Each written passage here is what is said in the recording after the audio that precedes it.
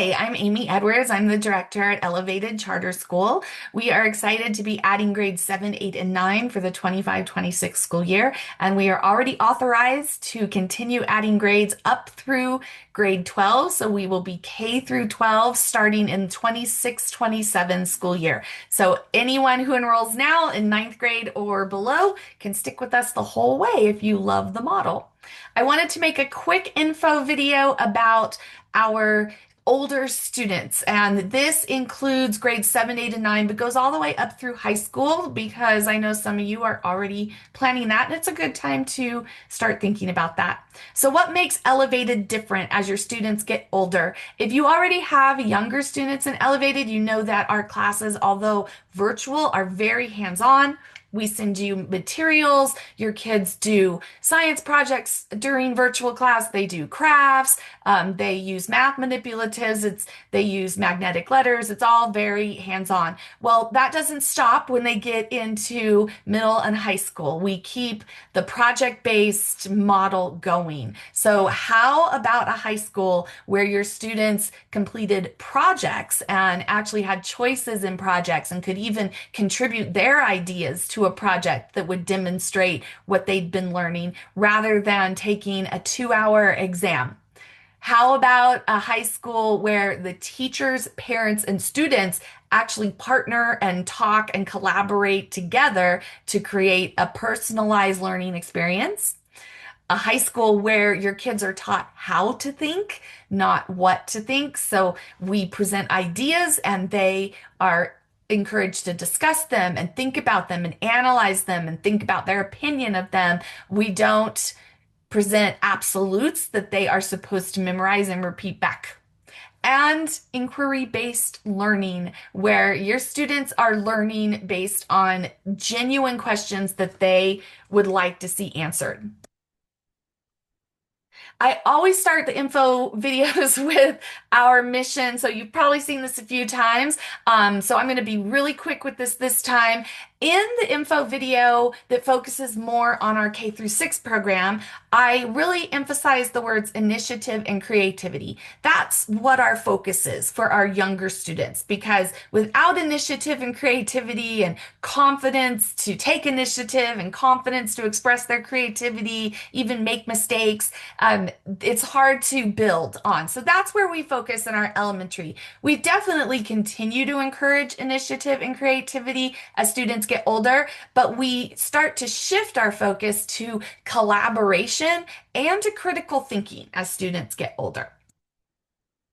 You've probably also seen something that looks very similar to this in the other video. These are a little bit different. They aren't different values, but this is how they manifest when we are dealing with our older students. So learning being inquiry-based is a little bit different way of saying interest-led. So inquiry-based means that learning starts with a question. Sometimes the teacher will pose a question, not a yes or no question, but an open-ended question that's interesting and makes students really think. Or sometimes the students will start with a question and then go on to learn about that topic or that question and decide what their own personal answer is. We think learning should be collaborative, but as students are getting older, that collaboration is between the students, the teachers, and the parents. And so the teacher is not just somebody who is an expert who is giving the students information. The teacher is also a lifelong learner, and our teachers are excited to teach here. And one of the things they tell me is they love what the students come up with and they are constantly surprised. And I hear that from teachers with just a couple of years experience and teachers we have with many, many years experience. And that's why they love teaching, because they love what the students come up with. In our other values, you saw the teacher's role is to create a learning environment. So not dictate, but create a learning environment. And with our younger kids, that learning environment is meant to really promote growth and show them that they can grow and they can learn anything they want to. As our students get older, we are still promoting that growth. We're still working within growth mindset, but we also really want to invite that critical thinking, having them express their own opinions and think about information that they get, since we definitely live in an information overload age.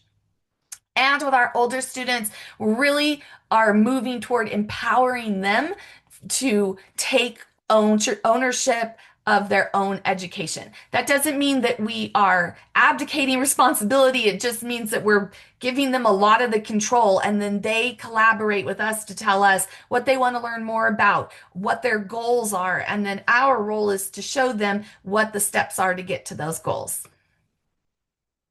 So partnering looks a little different as your students are getting older. With our elementary students, the partnership is very much between the school and the parents, since the kids are a little bit young to take ownership of some of this. But as your students get older, the partnership is between our school and the parents and the students. And we encourage parents, please don't just, say, okay, do it yourself, you're responsible. Please help them out with their time management and their learning and study management. But we do want the students to take more ownership of that. You'll notice the education coordinators with older students will meet with them and ask them about, how did you manage how you got that done? How did you pace yourself? Did you procrastinate? How did that work out for you? What do you want to do going forward? So the conversations will shift a little more. Learning environment during live classes. That still happens in the home. We can't control the learning environment where the student is sitting. I still highly recommend headphones because there's just a lot of distractions. But this also becomes up to the student too, to take that ownership and say, hey, it's time for my class. I need to be over here, or I need to pay attention to this and to not be doing something else on the side. Helping your student manage their learning, which looks like encouraging them to check Schoology. I would say check it daily. Once you get into seventh grade, you're going to want to check and recheck for assignments and due dates. Get really used to that, because in higher education, the teachers don't even remind you of things. They just post it online, and you're supposed to just know when things are due. Checking for what materials are needed for class that day. So shouldn't be mom or dad pulling the materials out of the box anymore. It should be your student getting the materials ready. But mom and dad, stay close by in case they're not sure what materials. And our teachers are always there to answer questions if the student needs to know what a certain thing is they're supposed to have ready. Uploading their own assignments into Schoology. We really encourage them to take the initiative and reach out to teachers, reach out to education coordinators. We are here to help you learn, and it is okay. You can ask any question, and we want to learn with you. So don't be shy. And parents, you might need to encourage them. And if parents need to reach out because your kids aren't quite ready for that, then that's great. Please do, and let us know that they need a little extra help or just a little extra encouragement. Meeting with the education coordinator, that becomes more focused on the student sharing, but everybody's different. If you have a shyer student, no matter how old they are, parents are always invited to those conferences, and you know your kids, so you help them how they need it. We still ask parents to monitor online usage, even for our older kids. Our older kids are very, very smart, which I think is wonderful, except some of that intelligence has been used to get around our filters and our safety systems. And we really want them to be safe. We don't want to be providing them with access to things that they shouldn't be seeing yet. And so we still need parents to monitor their online usage. And we still need you to transport your kids to and from activities, unless they're driving themselves. Okay, let's get down to courses. So in grades 7 and 8, this is what is required by the state of Utah. We follow the state's minimum specific requirements because part of our model is to really allow students the time to explore learning in where areas that interest them. So it is required that students complete language arts in grade 7 and 8, math, science, U.S. history, and Utah history. We do provide virtual classes in all of those, but you can also meet course requirements on your own, and the teacher can help guide you with that, with the specific skills and content knowledge that you need to meet those requirements.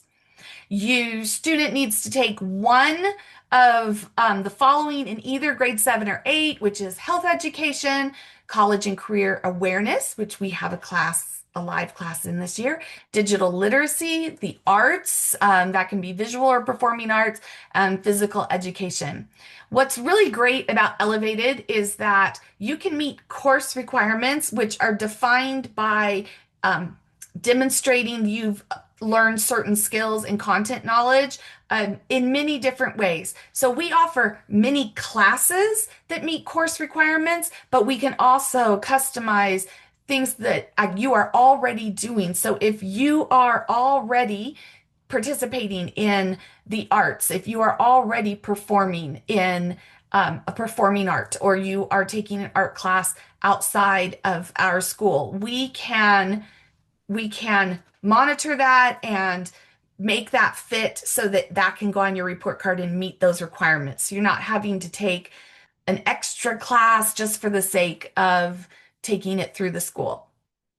Um, and you can do personal projects. You can do elective studies that will add to your report card. Extracurricular activities can be recorded on the transcript for credit. So you just need to talk to us about what your goals are and what you are doing with your time. And if we can give course credit for it, we will.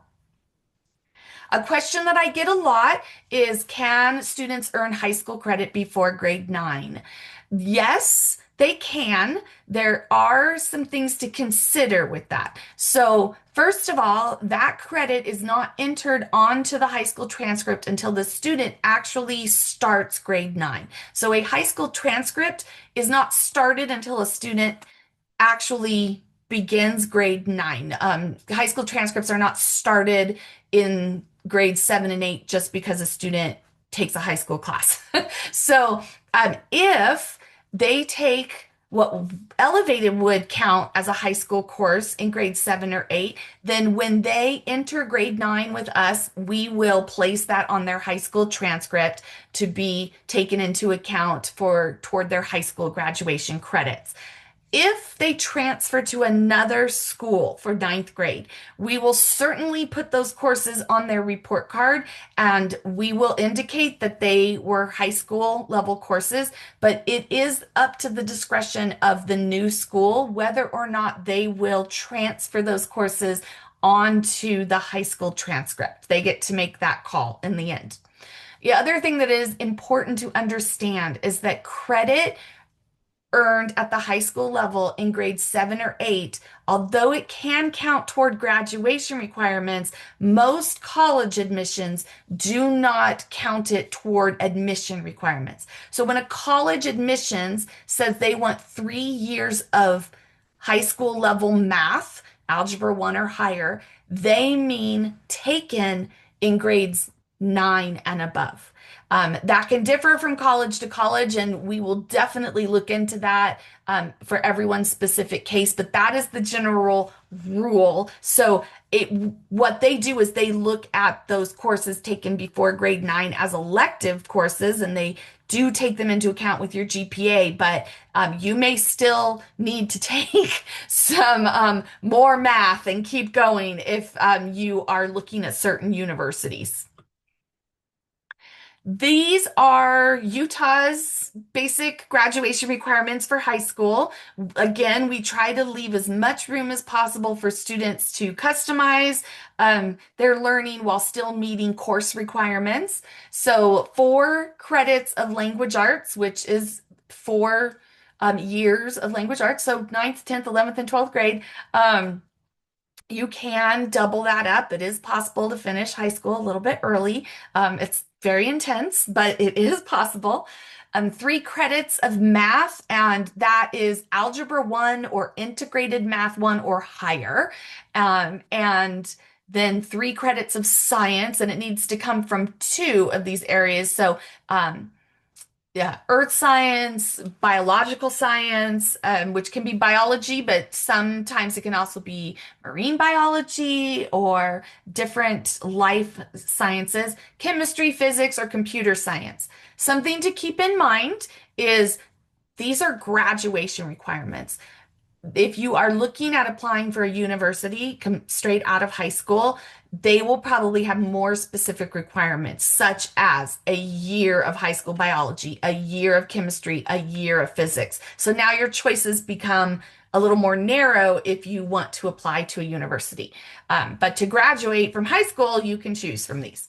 3 credits of social studies, which need to include world history and geography. We blend those together. So when you're learning world history, you're also learning the geography, US history, and US government. And then 1 semester of financial literacy, which I personally think is one of the most useful classes you will ever take in high school. Very, very good for your future. A year and a half or 1.5 credits in the arts. Again, we can use what you're doing outside of Elevated and create a course so that you meet the requirements to earn credit for what you are already spending time doing.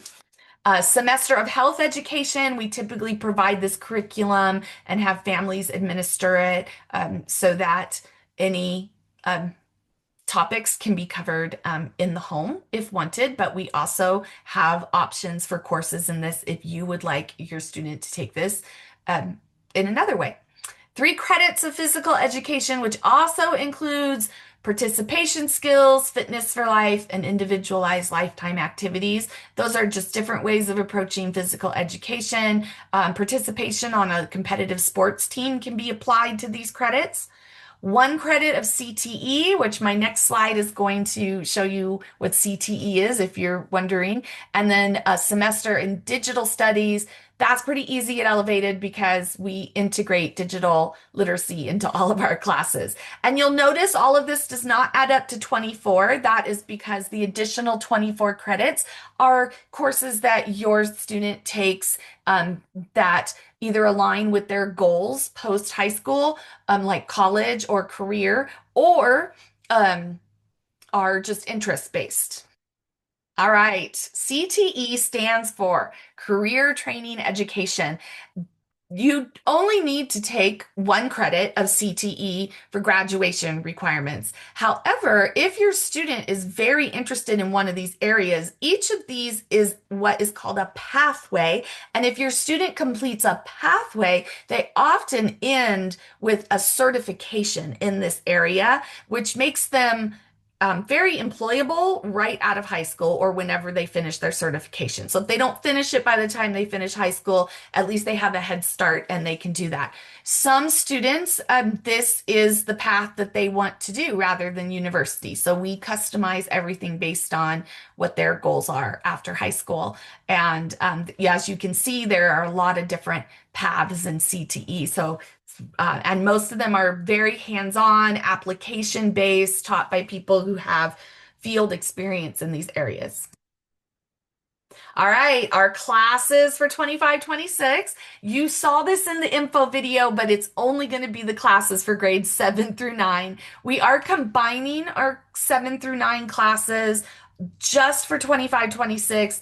When we add grades 10, 11, and 12, high school will be its own thing and 7th and 8th grade will be its own thing. Although, our students can take classes in both areas because that's just how the model works. So, virtual classes, they're taught live. You can also do offline, which means that our teachers are providing short instructional videos and assignments so that instruction doesn't fall on the parents. You can also take outside classes if you don't want to take one of ours. So here's what we have lined up for the upcoming school year. We integrate our English and our social studies into humanities courses. So this is where a definition of course versus class comes in handy. A course is a set of skills and content knowledge and when you complete all of them, you've completed a course. A class is when a group of people get together to learn something. You can take a class to meet course requirements. So if you were to take our pre-algebra class, it also meets the course requirements for pre-algebra. Our humanities class meets course requirements for both high school English and history, and U.S. history. So when you see it on your transcript, you'll see English 9 and U.S. history. So there is a humanities course listed in Utah's list of courses, but that is different from our humanities class, which meets the course requirements for two separate courses. And it's very integrated, so it doesn't feel like doubling up, and it's a really interesting way to study. I love humanities courses because the literature and the history together just make a lot of sense. They make you remember both better and they make both more meaningful. We have math. We're using our Singapore Dimensions math for level 6, 7, and 8. 8 is pre-algebra. Our high school Algebra 1 course is original curriculum created by our licensed math teacher. And then for science, we have the Quest, which is primarily for grades 7 and 8. It's physical and earth science. It is an RPG, which means a role-playing game. So there is a story that the students follow throughout the whole year. And as they go on a quest, they learn different science concepts so that they can continue on their quest and be successful. We also have high school biology. Yes, you can take high school biology in eighth grade, and some students will do that so that they can take AP biology or a college level biology course a little earlier in high school. We also have Intro to Programming, which will be Python based. We have a digital design class, really fun, how to make things digitally, banners, presentations. That's just going to be a fun class. High school Spanish, level 1, theater as an elective. College and career awareness is something that you saw on the other slide that's typically required for grades 7 and 8.